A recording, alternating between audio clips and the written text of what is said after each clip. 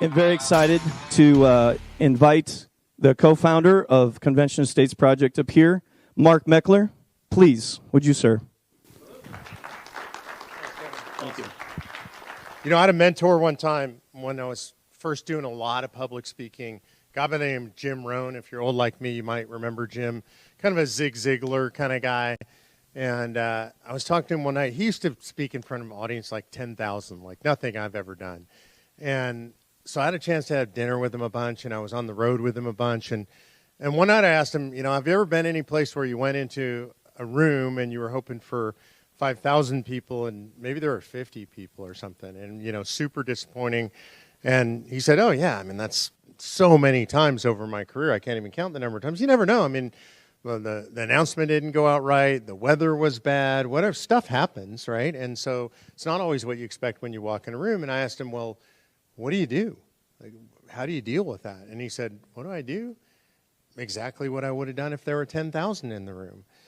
And I said, isn't that hard? Like, it's the energy's different. You're expecting 10,000 people. You got a small crowd. Maybe you're disappointed. Maybe there's a financial impact for you. In his case, this is how he earned his living. And he said, look, Mark, when I go out and speak, I'm speaking because of my belief in God. And that's why I'm out on the road. And my job is to reach one person. Like if I'm speaking to an entire arena full of people, if I can reach one person's heart, then I've done what I'm supposed to do. And I don't know if that one person is 1 in 10,000 or they're just the one person who showed up that night. So, you know, I'm going to deliver whatever I possibly can. So I've always remembered that when I travel around. Sometimes I'm with grassroots groups and they say, we're going to have 20 people and 2 people show up. And they're really bummed out. The people invited everybody. I'm never bummed out. So my attitude about you being here tonight, what it means to me is you're exactly the people that are supposed to be in the room tonight. I count on God to be in control of that. And then my job is just to speak, hopefully, to maybe one of you, hopefully to all of you, but at least one of you. I want to start with a story from American history. You know, I think when we study American history, at least the way I studied it growing up, and maybe it's not particularly good because I grew up in Los Angeles, but when I was growing up and studying American history, and I think this is how we all study it, we study it according to what I call the great person theory of history, the great man or great woman theory of history. We look at a war and we want to know who the general was and what did the general think, or who the president was that took us into that war, got us out of that war. What did they think? What were their motivations? How did they act? When we look back at the American Revolution, we look back at the great men of the American Revolution, and we think of Madison and Adams and Jefferson and Franklin and Patrick Henry, the great orator of the American Revolution. Sam Adams, I call him the narrator, the message maker of the American Revolution. We know all those guys because they gave speeches, right? Or they wrote stuff, or people wrote about them, people painted them. And so these are seminal figures of their times, and we study history by studying them, and then I think we make a major mistake is we think we understand the history. And we don't really understand the history because they were not normal people. They were the unusual people of their times. They were the people, sometimes the people who sought the limelight, sometimes the people who were just incredibly talented. You know, when you talk about Washington, the indispensable man, I mean, he was necessary for the formation of this country, for fighting the Revolutionary War, for being our first president, for being there at convention in 1787. Didn't do anything really, but he was there as the figurehead of that convention. Indispensable. But if all you do is you study George Washington, and I've read a lot of biographies of Washington, and I keep reading biographies of these guys, but you cannot actually understand what happened because he was the indispensable man. He wasn't the regular man. And really, most of history, of all of American history or any history you study, is actually written by regular people who nobody ever writes a book about, who nobody ever takes a picture of or makes a video of or a movie about or writes a play. They didn't give speeches. They weren't standing up at the pulpit and saying impressive things to big congregations. They were just regular people living their lives, and they were willing to step to the front. When the moment came in their life, when the question came, what will I do? What can I do? These are the people who, instead of turning away, leaned in. They leaned into the moment and they did something. And we never will know most of these stories. And I find that difficult, and I think it's somewhat unfortunate, and I seek them out. And many years ago in this movement, somebody told me this story. A lot of you know Rick Green from Patriot Academy. He did not tell me this story. This is one of the rare stories that I taught Rick. And this is really interesting, our relationship. He tells me things I've never heard. I'm so amazed, and it's vice versa because we both read a lot. And this is a story of a captain in the Continental Army by the name of Levi Preston. And for those of you who are Patriot Academy fans, there's going to be a statue of Levi Preston at the Patriot Academy campus in Fredericksburg. Levi Preston was just a regular guy. He was a farmer. He had a family at the time of the Revolutionary War when it broke out. When Lexington and Concord happened, he was 23 years old. Wife, kids, farm. Just a very typical revolutionary guy living in those times in the colonies. And he went out to fight. He was one of the original Minutemen. He was at the battles of Lexington and Concord, and he was there when that famous shot heard around the world was fired. He actually heard that shot. And so if you want to understand the history of the American Revolution, and you can ask a guy like that, you want to. We're really blessed today because we know his story. And the reason we know his story, by the way, you won't find it in any history book. I've never seen it in a book. You can find it online if you look up Levi Preston. And the reason we know it is because there was a young historian by the name of Mellon Chamberlain. And in 1843, Mellon Chamberlain is traveling around the country, still a young country in 1843 if you think about it. He's traveling around and he's trying to collect the remaining stories from the last living Minutemen. 1843, those guys are pretty old, right? And if you think back then, that's somebody late 80s, early 90s. Now, a lot of us know people that age nowadays, and those people are out golfing, they're sharp as can be. Back then, if you were late 80s, early 90s, we're talking Methuselah old, right? Like everybody in your town would know, oh, yeah, Captain Preston, yeah, he lives out on the south side of town. He knows everything. He's been around forever, right? So everybody would know him. So Chamberlain is traveling around the country collecting the stories of the last remaining Minutemen. Can't record them. You can only write them down back then. And so he's got his pen and his paper, and he's trying to get to these guys face-to-face before they're all gone. And he finds Levi Preston living in North Carolina. And he goes to interview him, and he asks him a series of questions about the cause for the Revolutionary War. Chamberlain's a pretty smart guy, and he thinks he knows what caused the war. He knows kind of the fundamental building blocks of the American Revolution. And so that he sets out to ask those questions. And he asks Captain Preston, when you went out to fight the Redcoats, what did you mean by it? Like, did you go out to fight them because of the Stamp Act? You were frustrated by having to buy those stamps, put them on all your documents. It was really just a tax, and you knew that, and that frustrated you. And Captain Preston said, stamps? Governor Bernard locked the stamps in the armory, and I'm sure I never bought one of them. I don't think anybody did. Okay, so it wasn't the Stamp Act. I mean, we all read about that in school, the Stamp Act, right? And so he thinks, well, maybe it wasn't the Stamp Act. How about the tea tax? You were frustrated by the high tax on British tea. We've all read about that. It was outrageous. It was an injustice in the colony. And Captain Preston says, tea? Son, I was a farmer. We didn't drink any tea. We drank coffee. No tea, no Stamp Act. Okay, so the arguments for the war are falling away. So Chamberlain says, well, maybe it was the revolutionary writers, the men who inspired the revolution. Maybe you were reading Burke and Montesquieu, Paine, Common Sense. And Preston says, I never heard of those men. We read the Bible, Psalms, the Almanac, some of us, but those men you speak of, I don't know those names. So it's not the writers, it's not the Stamp Act, it's not the tea tax. And you can imagine Mellon Chamberlain, he's a smart guy. He's pretty sure he knows the cause of the American Revolution, and none of what he's asking Preston, none of it appears to have motivated Preston to actually go out and fight that day. And so he goes what I think is kind of goes big, and the big philosophical question. Maybe you were just tired of British tyranny. You were tired of dealing with that. Preston says, tyranny? I didn't feel any tyranny. No tyranny, no tea, no Stamp Act, no revolutionary writers. I think he's confused at this point. And so he says to him, well, I don't understand. When you went out to face those redcoats that day, what did you mean by it? Preston says, what do we mean? Son, when we went out to face them redcoats that day, we had always governed ourselves, and we always intended to. And them redcoats, they intended that we shouldn't. That's it.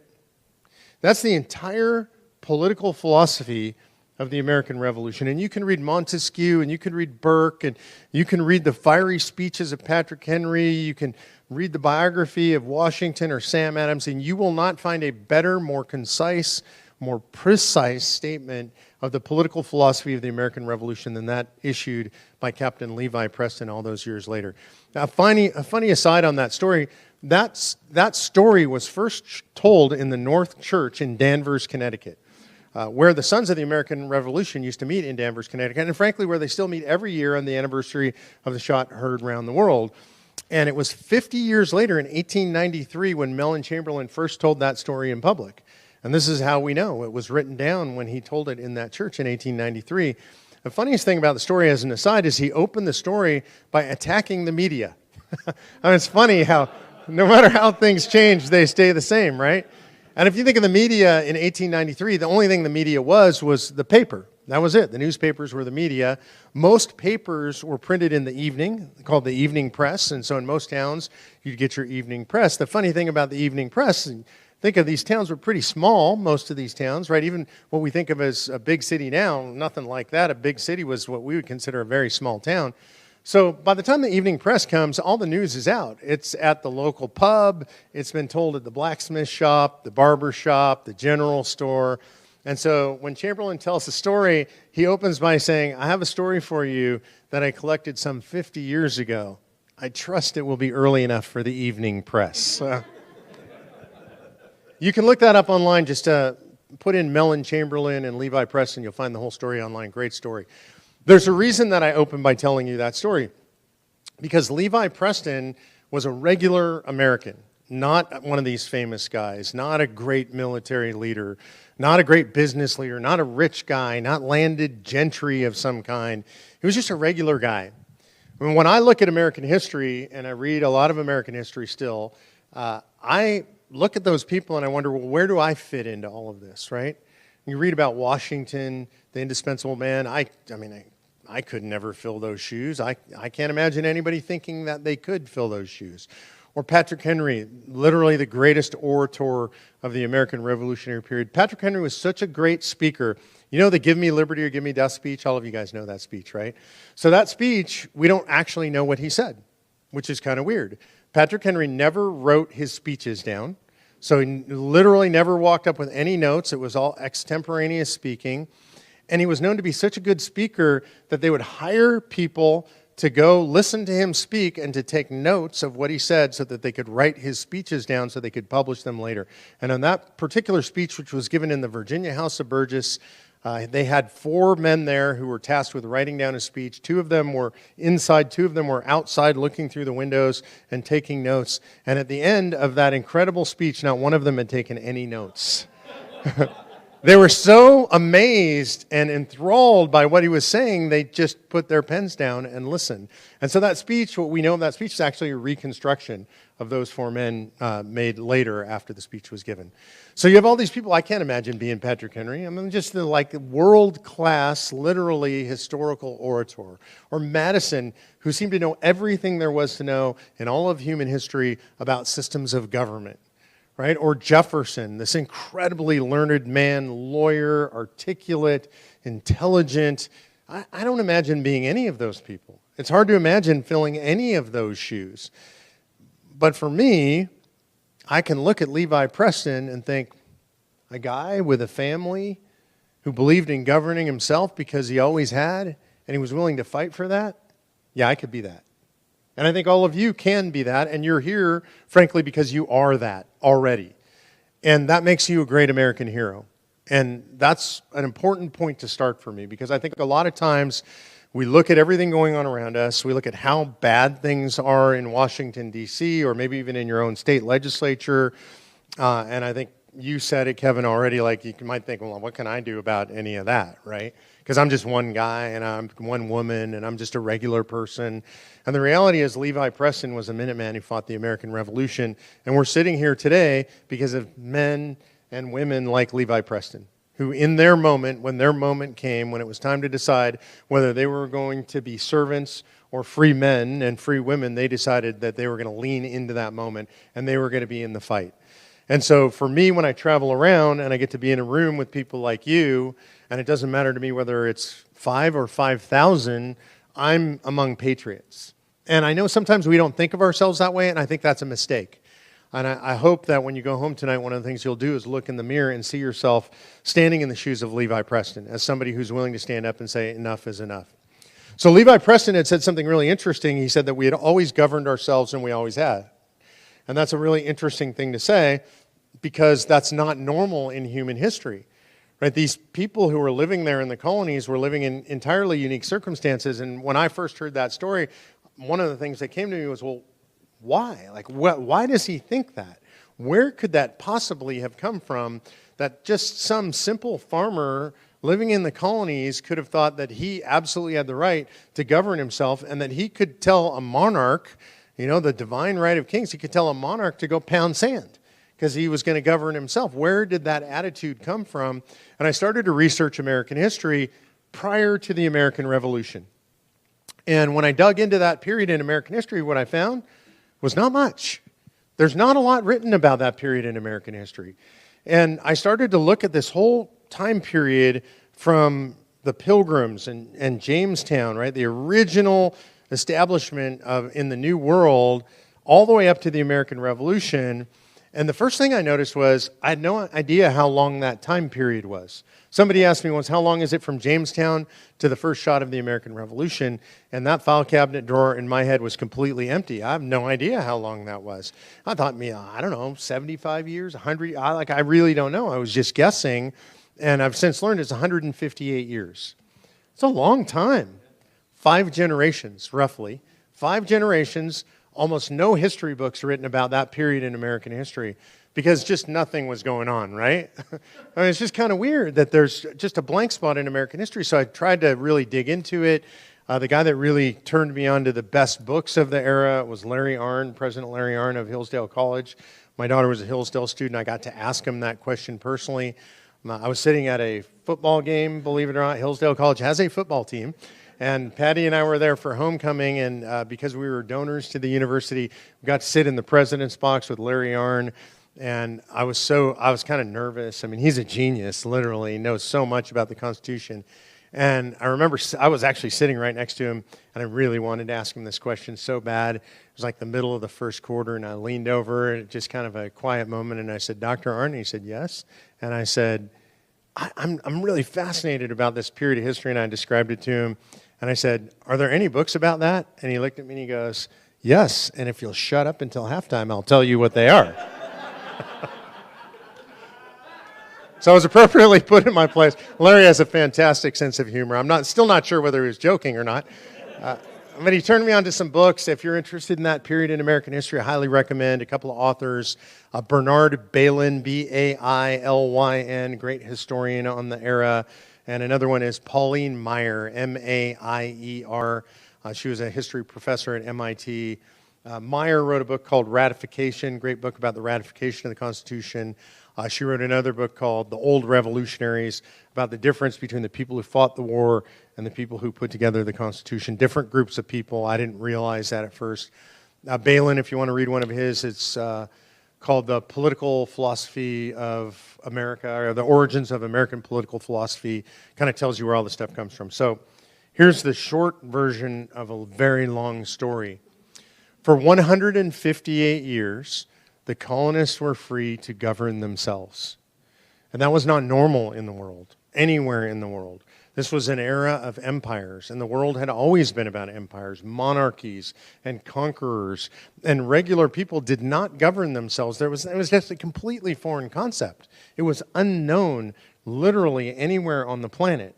And if you want to go to a time in history, I was literally just talking to the pastor here about this before I came in. If you want to go to a time in history when human beings governed themselves in the way that we do here in the United States of America, you have to go all the way back to Judges in the Old Testament. And remember that the people chose judges from among themselves. That's called representative government, right? There was no king. Like, you go through all of history, you're going to find the king, the queen, the princes, the royalty. And then judges, you get these people just governing themselves, and we get that again here in the colonies in the New World. Benign neglect by the crown. So by the time you get to the time of Levi Preston, his father, his grandfather, his great-grandfather, great-great-grandfather, and so on down the line had governed themselves. And the idea that somebody from overseas, a king, a monarch, royalty, could come in and just tell them what to do was completely foreign to them. And this is really important because this is your history. Because when you watch the news at night, when you watch them pass bills here in the Arizona legislature or at the federal government level, and they're telling you what you can do and what you can't do and what kind of car you can drive, and you got to wear a seatbelt and you got to have a helmet, and what kind of paint you can put on your house and what kind of fabric can be in your clothing. For God's sake, they tell you how much water your toilet can flush. And they're telling you all that stuff, and inside you're thinking, I don't like this. And I'm uncomfortable with this. I don't like the government telling me what to do. You may not even use these words, but you're thinking to yourself in some way, shape, or form inside, I'm a self-governing person. I can damn well take care of myself. And that's how we feel, right? And we all feel that. Well, this is unique. It's important for you to understand this. This is not true in any other country on earth. This is a unique experiment in government that we have here. And I would say a unique and God-ordained providential experiment in self-government here in the United States of America. That's inside of every one of you. The same thing that was inside Levi Preston. It is our birthright as people who were born here. It is our God-given right because God gave us free will. If you're not born here and you came here and you became a naturalized citizen, it is your right by adoption because you came here and you adopted that set of beliefs and that set of values. And this is the fundamental and underlying thing that makes America unique in how we govern ourselves. And I would add, and it's important, and we're in a house of worship, and you can't say everything that I've said without saying, and all of it comes from God. Without God, none of that stuff matters, right? It's not relevant, right? Yeah, you can applaud for that. I appreciate that. All glory to God. Did you?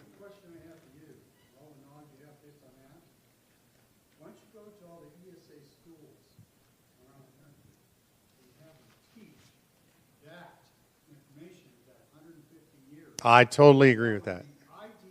Yeah. Yeah. Yeah, I mean, our education system has...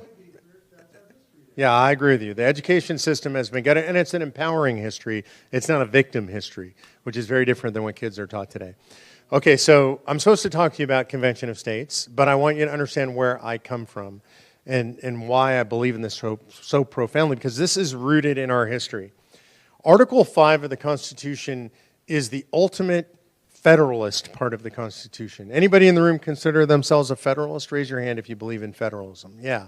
We are a country based on federalism. Federalism, by the way, is a system of governance designed for people who hate each other.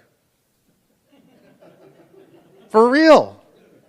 Right? Look, when the colonies got together and they fought against the king, they didn't like each other, but they were facing an existential threat. So they got together, joined forces, fought the king, and then they went back to their own colonies, or then their own states, under the Articles of Confederation, which were a government designed for people who really, really hate each other, gave no power to a central federal government, so it didn't work. It didn't work as a union at all. So they come back together in 1787. They get together in Independence Hall, right? And you guys have seen me and Rick Green do some of the videos in Independence Hall, and they're sitting in that hall, and the good news about what happened in 1787 is they all got together in that hall. They boarded up the windows. You know the story.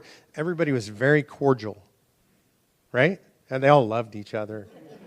Nobody argued, right? It didn't almost break up multiple. No, they hated each other. They were so frustrated. There was interpersonal rivalry. There were insults slung at each other. Big colonies against our states against small states, slave against free, industrial versus agricultural, the big city states versus the rural states. They really didn't like each other. And out of that, what comes is federalism.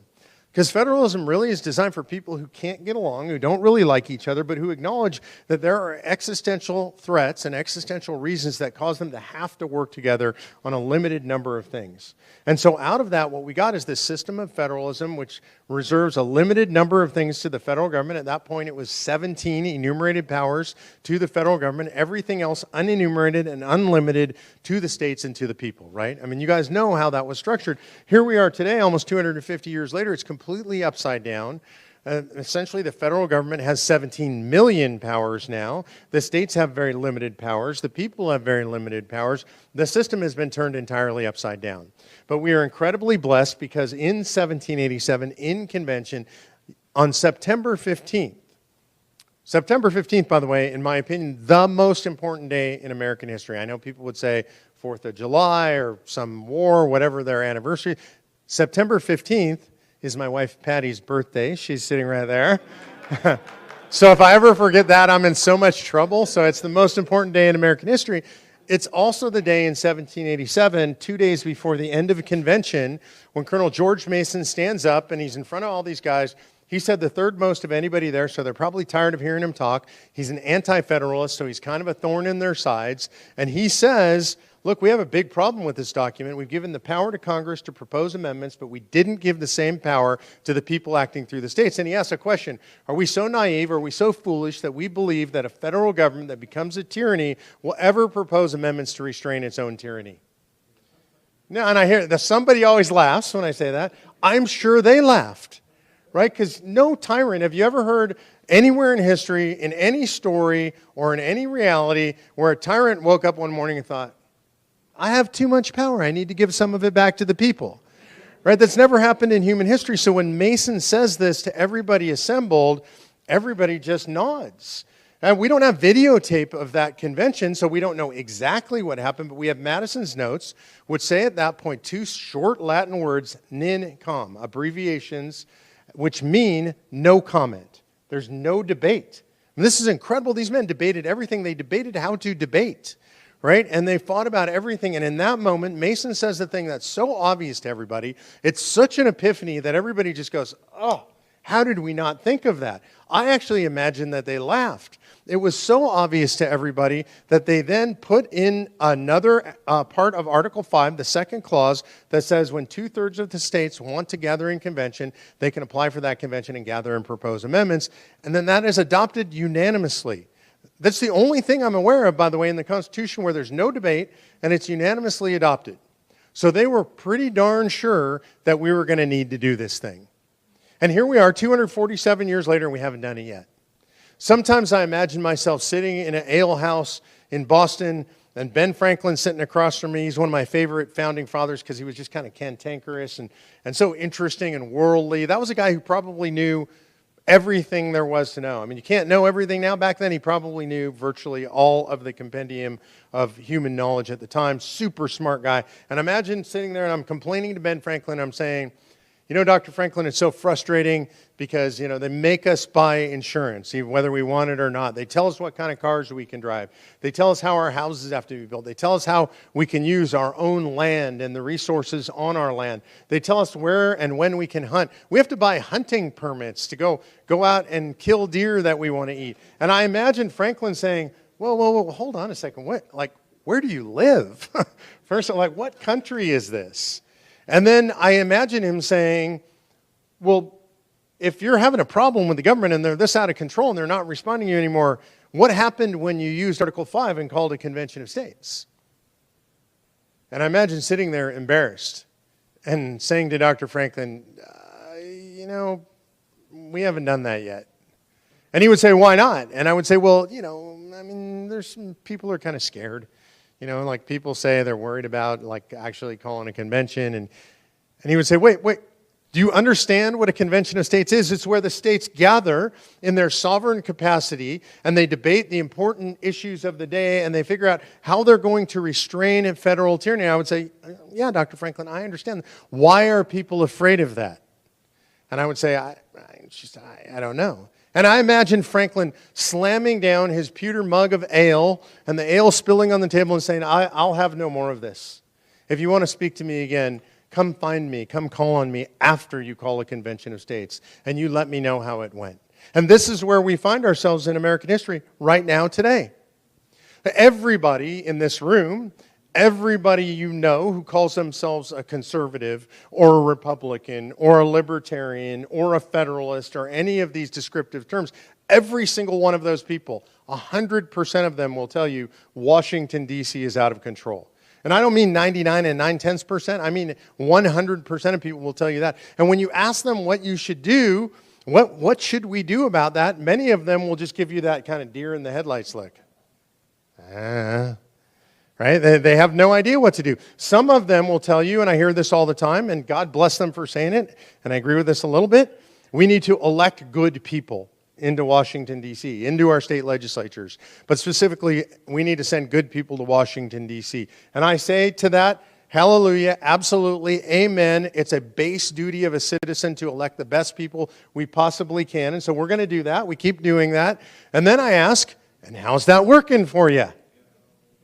I'm 62 years old. My first vote of my lifetime was for Ronald Reagan. I've been trying to elect good people my entire lifetime. I've been doing this professionally for 15 years.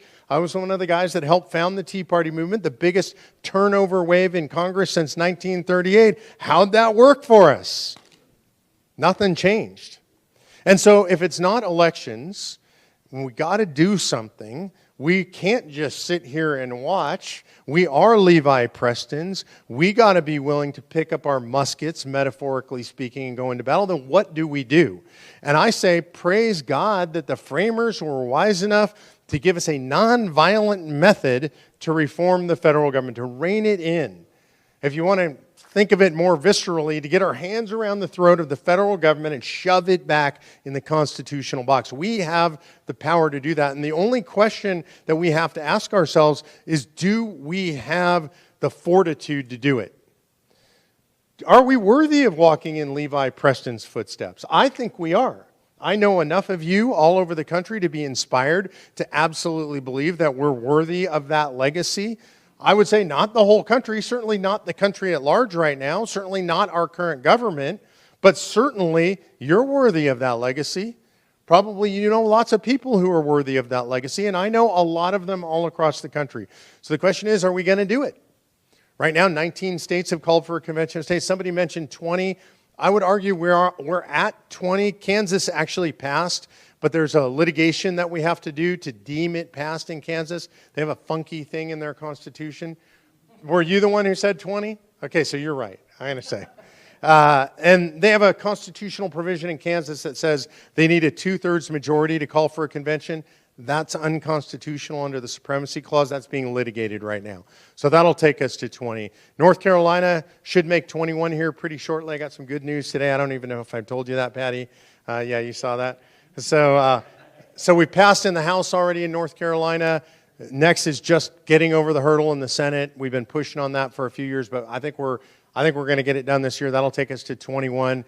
I think Ohio and Pennsylvania are still plausible this year. Those are year-round legislatures, potentially 22 and 23. So we are on our way to the magic number of 34. I want to talk a little bit about what happens in a state like Arizona that has already passed the Convention of States resolution. Kevin talked about this. This is important. We have to have a rear guard action all the time. People are going to try and rescind. That is going to happen. Our enemies are chasing us from behind all the time. They want to catch you guys sleeping. That's their goal. You're sleeping. The legislators don't know about you. They're going to scare the legislators into thinking they can't do this and they should be frightened and they should rescind this thing. So we do that. The other thing that our teams do all over the country, including here, is they engage in things like that are just normal electoral things, like poll watching, like going out and becoming a precinct chair. I actually participated in my first county convention, Republican Party convention last weekend. I was terrified, by the way. I've never done this before. No idea what I was doing, but one of my grassroots leaders in Texas said, look, you talk about we should all do this thing. How about you do this thing? And so we're precinct chairs, we're precinct captains, we're committee men and women. We participate in our state conventions. We work on taking over the party and pushing them into the right direction. We go out, we're poll watchers, we're election judges, we're poll workers. We do get out the vote. All this stuff, Convention of States activists do it here and all over the country. We also work in the legislature on things other than Convention of States. You guys need better election integrity in Arizona, right? We got to get a better governor first, but you guys need better election integrity. Maybe we need to improve the legislature a little bit too also. And so as we do that, we'll push for that, and our folks will be pushing for election integrity bills so that we can clean up not just Maricopa County, but mainly Maricopa County, but all over the state and make sure that we have better, cleaner elections, good ballot integrity. We work on things like parent and family legislation, parental rights legislation keeping all this insanity out of schools, the gender ideology, the CRT stuff, pushing back against the ESG stuff at the corporate level, getting the state to take positions against this stuff. We work on all that stuff all across the country. If you're involved in Convention of States, you're involved in an army of 5.3 million people all over the country. Over 70,000 people have signed the petition here, right here in Arizona. And what we need out of you guys, if you're not already involved, is to be involved. I'm going to close with a quick story, and then I'm going to open it up for questions, and everything's on the table, whatever you want to ask. We don't screen these in advance. You don't have to write them down. You know, sometimes this is hard. I don't mean just for me, I mean for all of us, right? We're engaged in political fights, and politics is a game where, truthfully, you lose more than you win, period. Like, wherever you're playing, you're going to lose more elections than you win. You're going to lose more legislative fights than you win. You know, I've been doing this now 10 years with Convention of States. I can't even count the number of losses in committees or in hearing rooms or in legislatures around the country.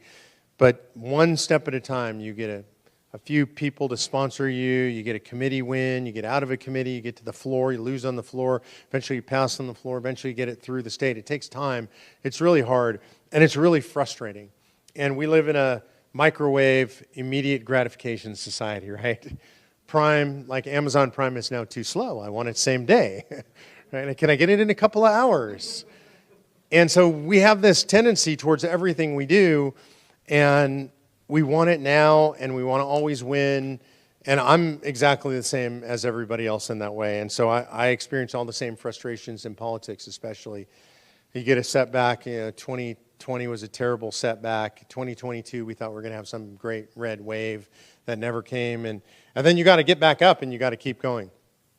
So there's a story that really reminds me what I'm doing and why I'm doing it. And it's the story of John Quincy Adams. And John Quincy Adams, 6th president of the United States, he was a one-term president.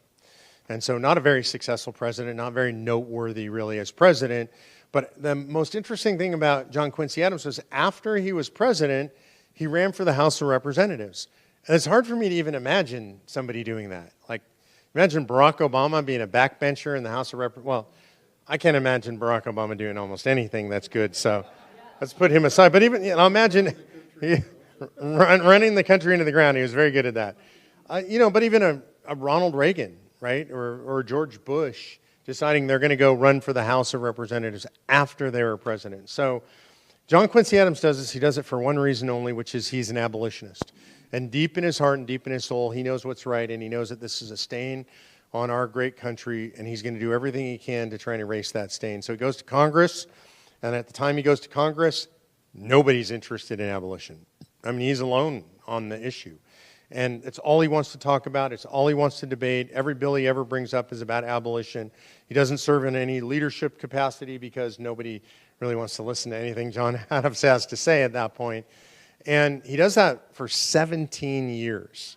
This is absolutely incredible. I mean, the stamina to be able to do that and fight that fight, a losing fight for 17 years with no progress, literally. At some point, they find him so irritating in Congress, they pass something akin to the John Quincy Adams Censure Act, which says that if he talks about abolition on the floor again, that they will hold a 5-day censure trial, and they will censure him in Congress. His colleagues will censure him. And Adams thinks, you know what, that's an awesome idea. I would get 5 days to talk about abolition. So he does it. So you can tell he's a pretty difficult guy, right? He's very cantankerous. And towards the end of his career, a journalist asks him, kind of, what's your problem? Like, why do you keep doing this, right? Like, this is just, you're not going to get abolition. Nobody wants to talk about abolition. You're not interesting. The journalists don't care about you. Nobody wants to hang out with you. And John Quincy Adams gives the simplest, most beautiful answer, and it's really become a calling card for my own life. He says, duty is ours, results belong to God. These guys over here, they're Patriot Academy coaches, so they know this story. This is one I did learn from Rick. Duty is ours, results belong to God. And so that means when we go out and fight, whatever we're going to do, whether it's Convention of States or you're going to run for office or you're going to work on a campaign or support candidates, it's not the winning That's not your job. Your job is not to win. You're not in control of the outcome. You can't make anybody else do what you want them to do. You don't control what a legislature does. You don't control the outcome of any election. You do control what you do. You control whether you do your duty. And duty is a very underappreciated idea in American society today. I think people who join the military actually understand the concept of duty. First responders probably understand the concept of duty. Most people in American society have no idea what it means when you say, what's your duty? You know, duty is that thing that you do when nobody's looking, right? Because you know it's right, and so you just do it because you believe it's your duty to do the right thing. Duty, sometimes when you do your duty, it's painful. You don't want to do it. You'd really rather not do it, but you do it because it's your duty. Sometimes it has a financial cost to you. Sometimes it has a personal cost. Doing your duty might cost you your job because you do the right thing because you know it's your duty, but it's that thing that you do. And Quincy Adams understood this just as well as anybody I've ever seen in my life. He died on the floor of the House of Representatives.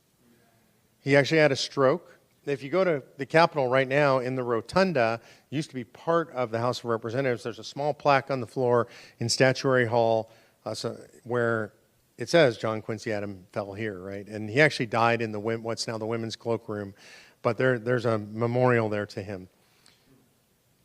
When he died, he had failed. He was a failure. And we still had slavery. We were nowhere near ending slavery. There was no pending abolition bill in the House of Representatives, which they could call the John Quincy Adams abolition bill. He was a failure. I don't believe that John Quincy Adams believed he was a failure. I think when he went home to meet his maker, he got a well done, good and faithful servant and the pat on the head that we all hope that we'll get when we go home and we face the judgment seat.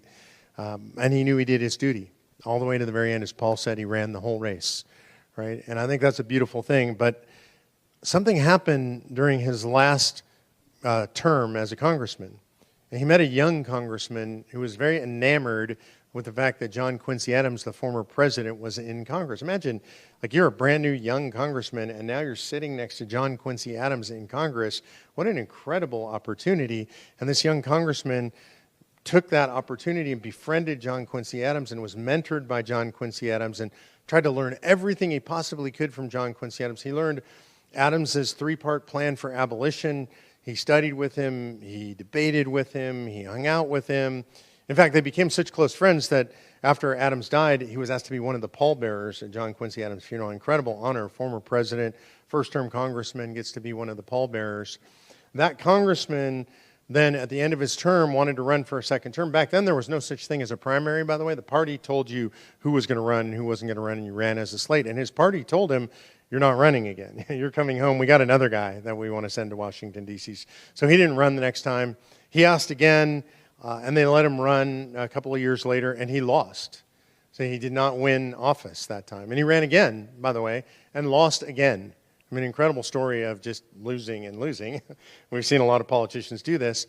The third time he ran, he did win. And he won, and you know him as the great emancipator, Abraham Lincoln. And that story is so important because John Quincy Adams did his duty. And he didn't shoot for victory. He just did what he was supposed to do. He did what he knew he had to do. And in doing so, ultimately, he did achieve that victory. And I would say God gave him that victory because he put the right man in front of him at the right time who learned the right lessons and who was the guy who ended slavery in the United States of America. So I hope that you will think about what your duty is and what do you owe to your country? What do you believe is the thing that you need to be doing when you don't feel like doing it? When it's a Tuesday night and you'd rather be somewhere else, but you came to a meeting to learn something and possibly get involved in a cause, and you think about what can I do for my country, like John Quincy Adams or Abraham Lincoln or all these people like Levi Preston, whose stories we don't even know, they did when the country was in need. The country is in need right now. The country needs you. Convention of States needs you, and you can absolutely make a difference. So I'm going to close with that, and then I'm going to open it up for questions. You guys feel free, as many questions as you want. I'll stick around however long you guys will have me. So thanks for having me tonight.